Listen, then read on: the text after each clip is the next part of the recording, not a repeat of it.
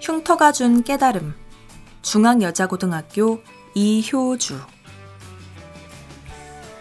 어릴 때 이야기였다. 흉터가 무엇인지 모르고 상처난 내 손을 걱정하시던 어머니를 이해하지 못했던 것은 누구의 상처에 나도 다친 듯 걱정하는 것도 흉터를 겁내했던 것도 모든 것이 이해가지 않았다. 그리고 몇 년이 흘렀다. 그 작은 상처는 내가 학년이 오를 때도 여행을 가서도 계속해 따라왔다. 옅어지면서도 없어질 생각이 없는 상처를 보며 생각하였다. 어쩌면 이것이 나를 구분할 수 있겠고 이것이 날 기억하게 할 수도 있다고. 실제로도 그랬다. 손에 흉터가 있으면 무조건 나였다.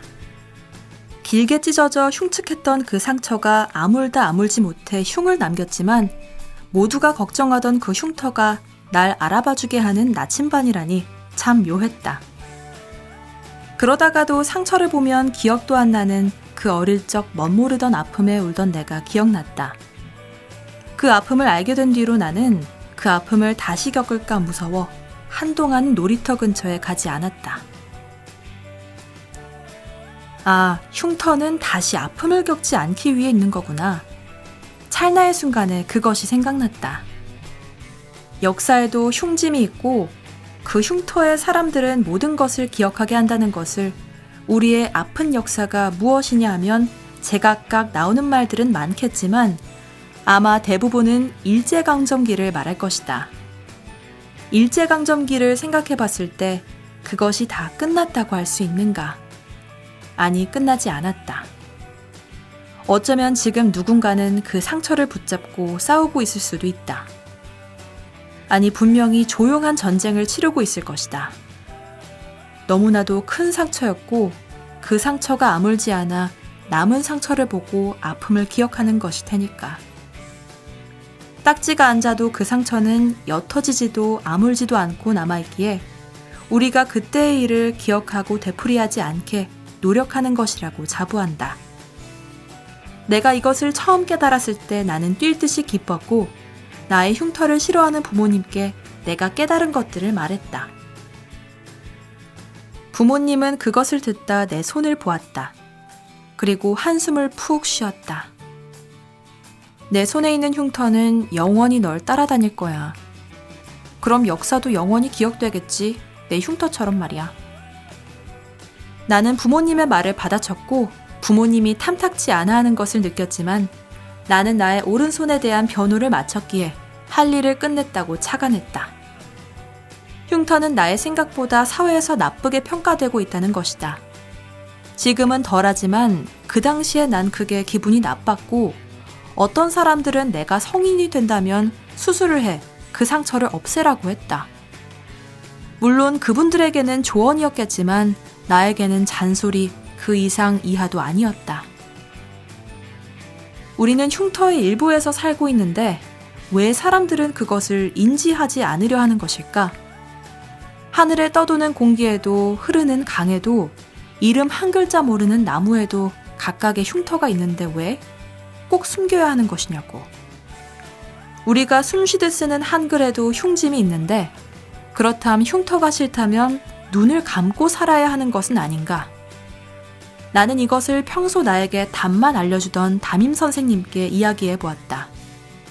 선생님은 그렇게 생각할 수 있다며 가끔은 흉터를 보는 것만으로도 불편한 사람이 있을 수 있다는 것을 이야기해 주셨다.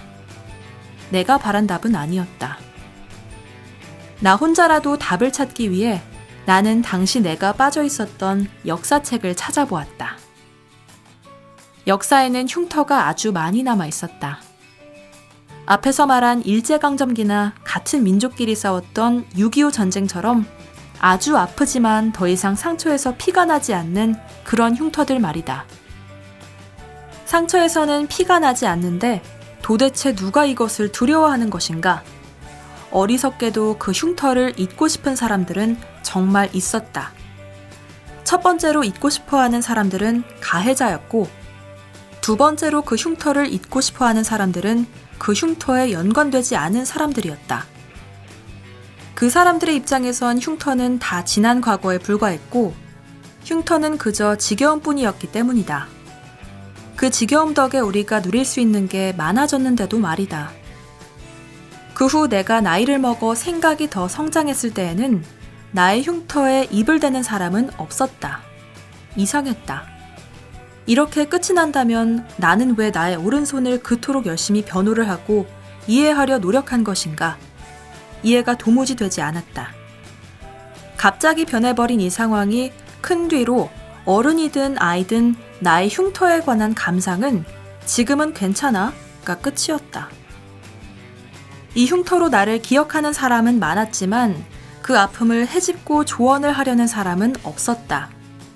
누군가에게는 이것이 당연하겠지만 나에겐 너무나도 생소하였다. 몇 년간 풀리지 않던 내가 나에게 던진 질문이 점점 풀려가고 있었다. 아, 사람들은 아픔을 기억해야 할 권리는 있지만 아픔을 헤집을 권리는 없다는 것을, 그리고 아픔을 헤집는 사람 때문에 흉터를 숨기고 사는 사람이 있다는 것을 드디어 답을 찾은 것이다. 나의 부모님이 나의 흉터를 싫어하는 이유와 동시에 흉터를 피하려는 사람들의 심리까지 나는 그 답에 조금은 찝찝하였지만 답을 찾은 것만으로도 기분이 좋았다. 가해자와 피해자, 방관자와 조금도 연관이 없는 사람들이 모여 살면 어쩔 수 없이 흉터는 그저 보기 싫은 흉한 상처이고 소수의 누군가들에게만 되풀이되지 않았으면 하는 아픔인 것을. 결론이 정말 섭섭하긴 했지만 우선 내가 내린 결론은 이렇게 막을 내렸다.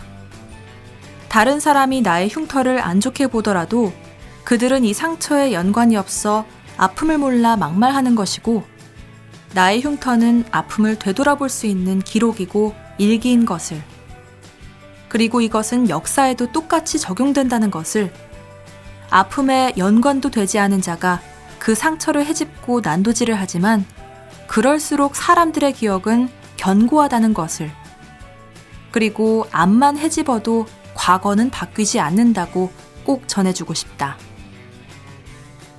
이렇게 흉터로 시작된 질문이 막을 내렸다. 나는 내 흉터가 징그럽지도 싫지도 않다. 이것을 곁에 두면서 다시는 그런 일이 일어나지 않게 잘 돌보는 것이 나의 할 일이라고 생각한다. 이 글을 마치며 역사의 흉터를 모두가 잊지 않고 그 흉터를 난도질하지 않길 간절히 소망하며 끝을 낸다. 영원한 것은 없지만 우리가 기억할 수 있는 한 영원히 기억하자.